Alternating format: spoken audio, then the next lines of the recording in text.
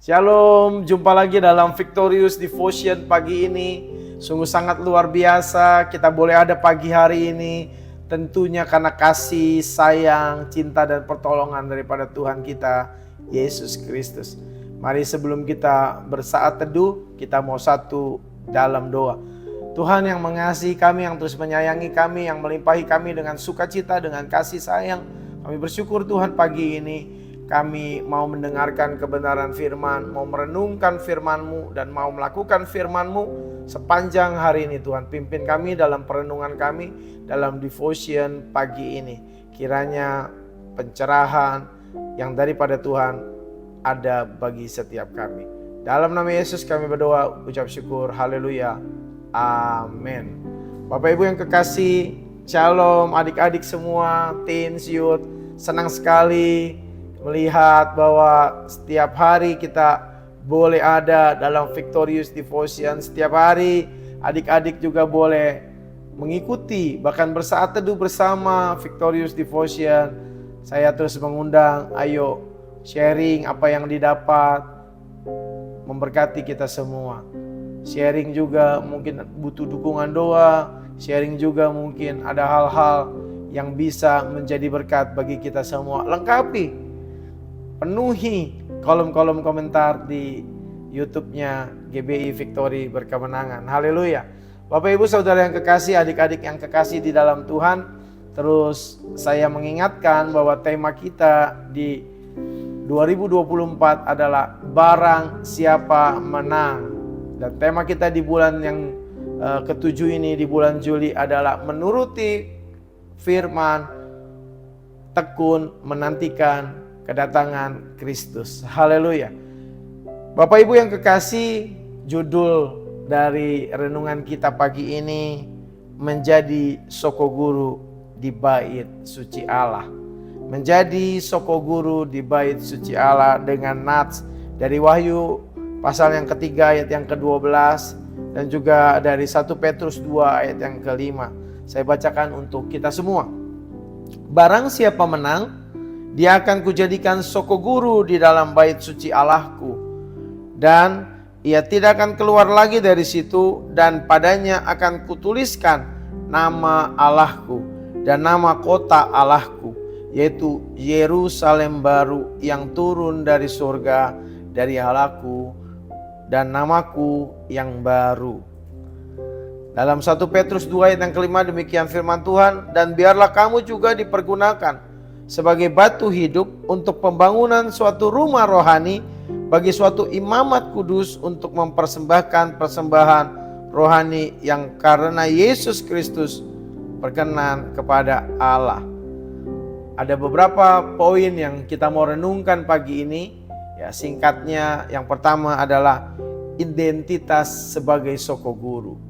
Haleluya. Tadi dikatakan dalam Wahyu pasal yang ketiga ayat 12, Tuhan menjanjikan kepada saudara dan saya yang menang, seperti tema kita barang siapa menang, saudara dan saya tentunya. Kita mau berkemenangan. Dan kalau kita berkemenangan, kita dijanjikan apa? Akan menjadi soko guru di dalam bait sucinya Allah. Soko guru adalah bisa dibilang tiang penyangga, ya, yang menopang bangunan bait Allah. Dia yang menopang untuk bait Allah itu bisa berdiri kokoh. Tiang penyangga utama secara strukturnya, yang memberikan ya kekuatan, kestabilan, dan bisa dibilang juga agar bangunan itu dapat tetap berdiri. Sebagai soko guru bait suci Allah, saudara dan saya adalah tiang-tiang penopang, tiang-tiang penyangga, struktur-struktur utama untuk bangunan itu dapat berdiri. Kalau kita refleksikan dalam kehidupan kita hari lepas hari, saudara dan saya adalah tiang-tiang untuk gereja Tuhan bisa berdiri. Saudara dan saya adalah penopang-penopang untuk gereja itu bisa ada. Tetapi bukan menjadi kesombongan bahwa gereja itu ada hanya karena saya. No. Kalau saudara dan saya menang, benar-benar saudara dan saya pun akan dijadikan tiang-tiang penopang dalam bait sucinya Allah. Itu janji firman Tuhan dari Wahyu 3 tadi. Allah memanggil kita orang-orang yang kudus untuk teguh di dalam iman, untuk terus berjalan dalam kebenaran, untuk terus memegang apa yang ada pada kita. Dan kita teguh dan tekun sampai pada akhirnya dengan setia. Sehingga benar-benar dalam kehidupan dan dalam janji Allah yang setia itu pun saudara dan saya benar-benar dijadikan soko guru. Itu tiang-tiang penyangga dalam bait sucinya Allah. Orang-orang yang menjadi penopang di dalam pekerjaan Tuhan, di dalam pelayanan, di dalam gereja Tuhan yang ada pada masa kini. Apapun yang saudara kerjakan, ayo jadi soko guru di bait sucinya Allah. Yang kedua, batu-batu hidup dalam pembangunan rohani. Di Petrus tadi dikatakan saudara dan saya adalah batu hidup.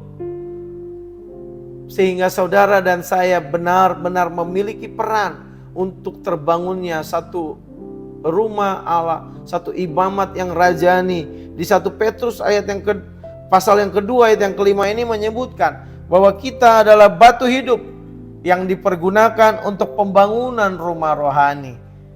Ini berarti saudara dan saya memiliki peran, memiliki arti, memiliki fungsi pribadi lepas pribadi dengan segala keunikannya, dengan segala keberadaannya.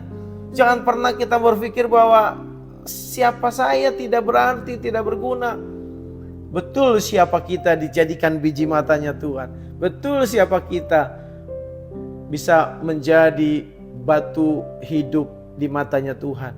Tetapi itu suatu bentuk kerendahan hati, bukan pesimisme yang membuat merasa kita tanpa arti.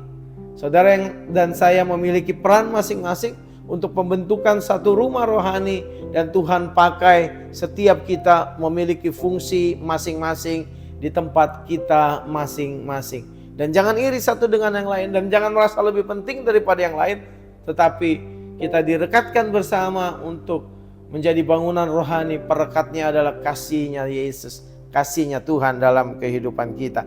Untuk apa? Untuk membangun lebih besar lagi rumah bagi kerajaannya, bagi kerajaan Allah, untuk kemuliaan nama Tuhan. Poin yang ketiga, ada kemenangan dalam Kristus. Menjadi soko guru di bait sucinya Allah adalah janji yang diberikan kepada saudara dan saya yang menang.